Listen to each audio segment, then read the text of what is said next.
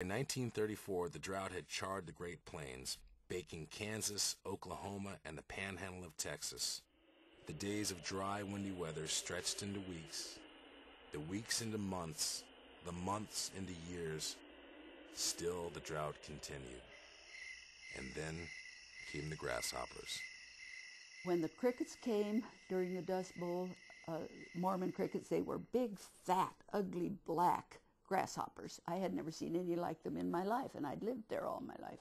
They would be strips of them, 6 and 7 feet wide, just marching along like an army, a great long line of them as far as you could see. I don't know where they were hatching out, where they came from or anything, but they would walk right across the road. Carts would run over them, and they would just fill in the space and go right on across.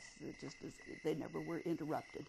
They absolutely stripped every leaf off the trees. They were covering the fence posts. I don't know whether they were eating them or not, but they would absolutely take anything green that was there. So you just had this miles of gray and dust moving all the time.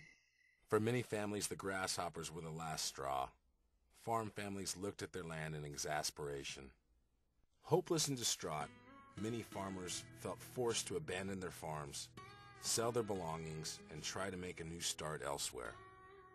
By 1935, the Dust Bowl had forced nearly 20% of farmers to sell their farms.